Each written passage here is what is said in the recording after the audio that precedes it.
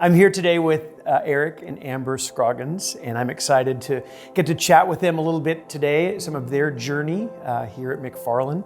So there's a lot of churches in Norman and a lot of really good, high quality churches in Norman. So, and you both talk about your backgrounds. Why McFarlin?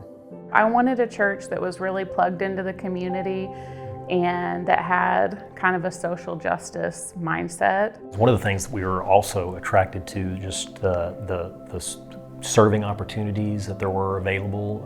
I joined the mobile food pantry, and then probably a couple of years after that, it was the prison ministry. That was an opportunity that presented itself, and I answered that call. And I wanted a place where our daughter could grow up and learn how to love people. And I thought the mission of changing lives that changes the world was really worthwhile. And I really wanted her to have that messaging as she grows up. What is one of the highlights of being a part of the New Roots Sunday School class? That Sunday School class seems to be very tight. You guys know each other well and have been through a lot. What is it about that group that helps you all connect so well together?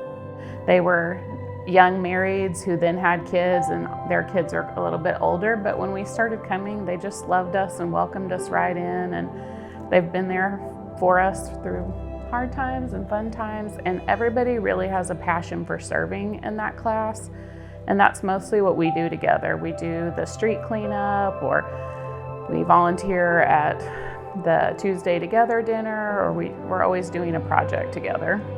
How are some ways that you've experienced the promise of Jesus that's been made known through the ministries of McFarlin? This summer we had a house fire, and the minute the fire was happening, members of the pastoral staff came to our house, and I remember standing in our garden just kind of weeping as we looked at our house, and they just stood there with us and held space for us and sat with us in that grieving moment. And I thought about how the promise that Jesus can't always make everything easy, but will be there in the hard time with you. And I thought about, this is the Jesus who weeps with you, who sits there with you and just is present during your hard time. It's still happening, but we weren't alone in it. it was really incredible. There was just so many people that just kind of stood in the gap at that time and just kind of uplifted when we were feeling discombobulated, and there was just so much chaos and stuff going on. It was just, and then people were just there. Someone was there to just kind of lift us up and to help us. And it's like, okay, we've got this. Let us help you, and just small but tangible ways. Our Sunday school class called us and said, we have a hotel room for you. Here's a key. We didn't have to check in. They thought of the things we were too kind of traumatized to think of. And then throughout the weeks that followed, they've just checked on us. They helped us move from our hotel to our apartment. They would bring us food, and it just felt, when you're in a hard time, it's really easy to say, where are you, God?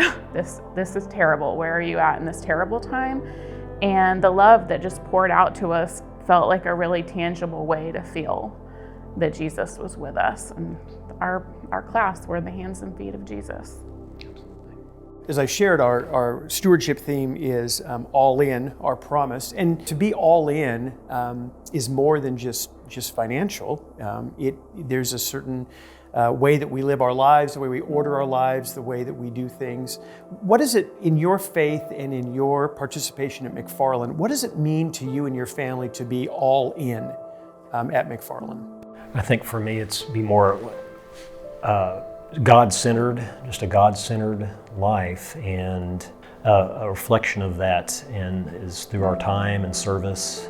I think that it means organizing our life in a way that kind of prioritizes what's important to our family, whether we're organizing our budget in a way that allows us to support important work, whether we're organizing our schedule in a way that allows us to show up. Maybe we're just showing up in support for the music ministries or the kids' performances, or we're unloading the pumpkins, or Eric and Maddie are going out on the mobile food pantry, but trying to organize our life in a way that supports what our mission is, our church's mission, but also our family's mission.